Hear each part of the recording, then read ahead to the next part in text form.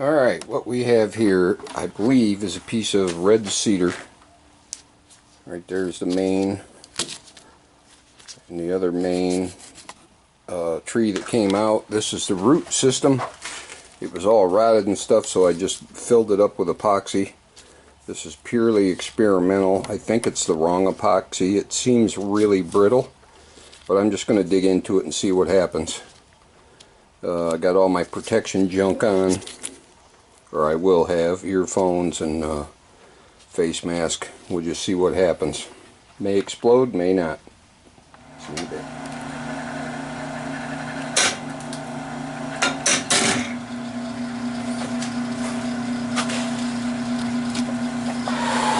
Alright folks, as you can see, this piece was a pain in the butt right from the get-go.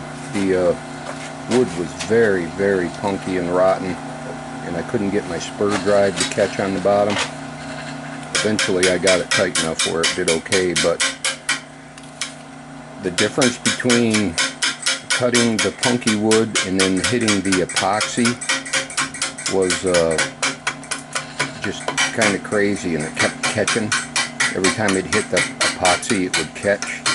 So I really didn't enjoy turning this piece at all. It was like every minute on the lathe was kind of, I was stressed out just waiting for a big chunk of that epoxy to pop out of there. I'm not done with epoxy, and I appreciate how nice it looks. All the other people that do it, finished product is gorgeous, but I just don't know if I'm into the artificial stuff. As you can see, the piece started out rather large, but because of the epoxy, it took away the freedom to stop cutting when I felt like stopping cutting. It doesn't make much sense. But anyhow, like if I had a hole in the epoxy or something, I'd have to cut deeper to get rid of that hole in the epoxy. So the piece ended up really small. So I think after this segment I'm going to fast motion most of it and just find some decent music to put behind it. Thanks for watching. Ciao.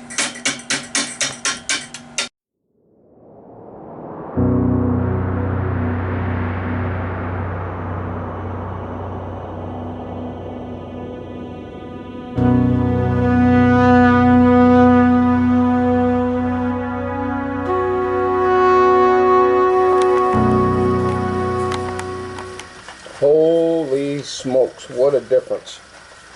I changed the grind on my bowl gouge to more of this fingernail shape.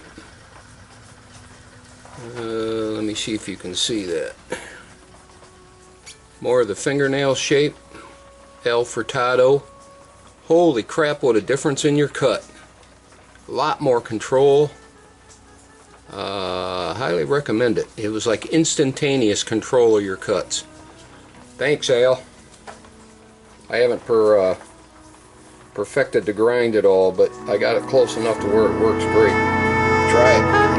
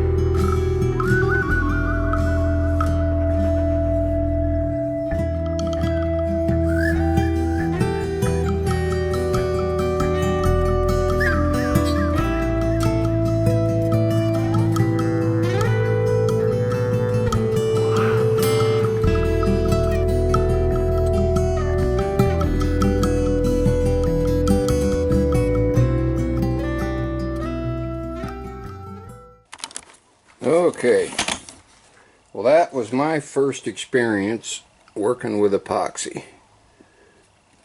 It didn't turn out too bad for a piece of old punky. I'm not sure if it's red cedar. It actually smells more like camphor than it does cedar. It's got some interesting figure. I can't say that was my most favorite turning. I didn't do real good on the inside. I just got fed up with it and left it a little bit thick. That's kind of cool. I think the epoxy thing just ain't my bag. Granted, I used, I'm sure, the wrong kind of epoxy because it was very brittle. That's kind of cool. Very brittle and very hard, and I didn't like the idea of kind of glass sharp projectiles flying at me constantly. I'm not done with epoxy. I'll do some research and see if they make a softer, a little bit more user-friendly. It looks pretty sweet. And I'll give it a try because I didn't make a good pour on this. I got bubbles in it and all kinds of funk because I didn't have the vacuum pot or pressure pot. I just had some old epoxy laying around, so I mixed it up and poured it, left it clear. Came out kind of amber. So it's not bad. It's just not my bag, man.